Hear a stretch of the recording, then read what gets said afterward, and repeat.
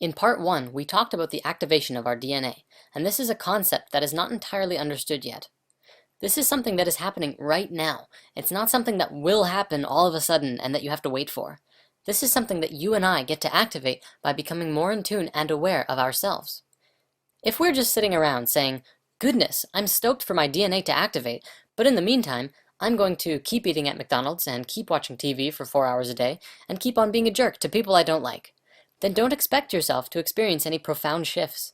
The higher strands of your DNA will bring you more in tune with yourself, for they are you, and you have to be the one to choose the path of awareness and unity. So higher strands of DNA, what does this really mean? The portions of the DNA chain that science has presently identified as the double helix represents only the surface portions of the chemical, elemental, and electrical components of the active DNA strands. Science has yet to understand the multidimensional spectra of DNA manifestation, though we are beginning to remember. The human DNA imprint will always appear from external analysis as a two-strand double helix configuration in 3 dimensions.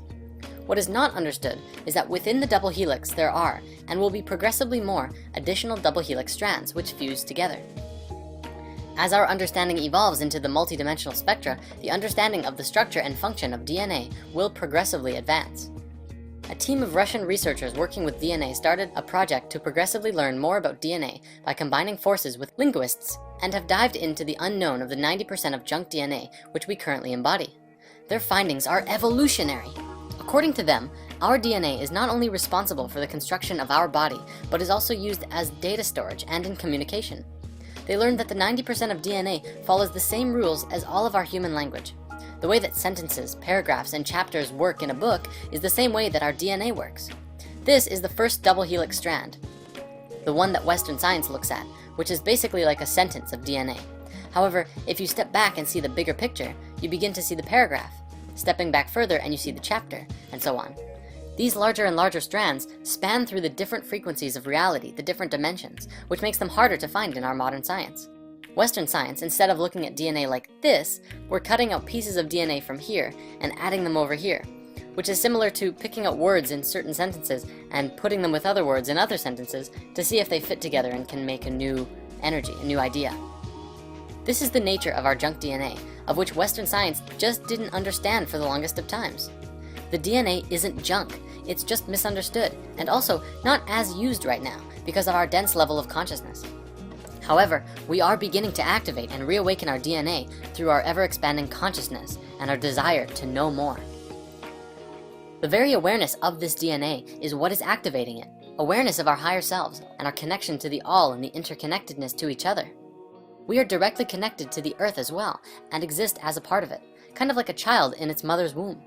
If anything happens to the mother, it creates an energetic imprint that affects the child. The earth is our mother, hence the name Mother Earth. Our morphogenetic field exists as a part of her larger morphogenetic field of the earth. If something happens to the earth's energetic grid, then we inherit these problems into our own grid. Our energetic anatomy is exactly like the earth's, with chakras, meridians, axiotonal lines, and DNA. If something happens to the planet's grid, then that affects every person's DNA on the planet. We are at a very important point in history right now because we are remembering how to regenerate our original organic imprint for health. We don't even need science and fancy equipment to do this. We're just required to learn how to use what we came here with. By moving into a space of love and light, opening and living from the heart, and living in a place of emotional stability and health, you can once again reactivate your light body, and in doing so, reconnect with the higher frequencies of your being. Energetic blockages will reveal themselves as problems in your own life. Depression, anxiety, temper rages, or personal problems in your life which are causing stuckness or driving you down a path of chaos or disruption are also energetic blockages. We talk a bit more about this in lesson 13. A lot of teachings online demonstrate that there are specific shapes and geometries that you have to work with, such as the star tetrahedral Merkaba field, to reactivate your light body. This is true, but you also have to remember that the geometry is inherent to your being. It's actually not necessary to put pressure on yourself to put a star tetrahedral Merkaba field around your body and keep each piece spinning opposite to each other at this particular speed, at this particular ratio, and it is important to get the feel of it and understand where it is and what shape it is. Beyond that though, it's more importantly that you put your focus into love, your heart center, and creating a vibrant reality for yourself. Realize that you are a creator and that the experiences that you are having are of your creations. Bring love into your life and all of those around you. The light body will reactivate when you are ready, and you will know when you are ready. My advice is also to work with sacred geometry. If it resonates with you, put conscious thought into understanding things like the yin-yang, the understanding of duality. You can also work with the Trinity, which is understanding mind, body, and spirit, or wisdom, understanding, and beauty. Then there's the 4 elements of creation.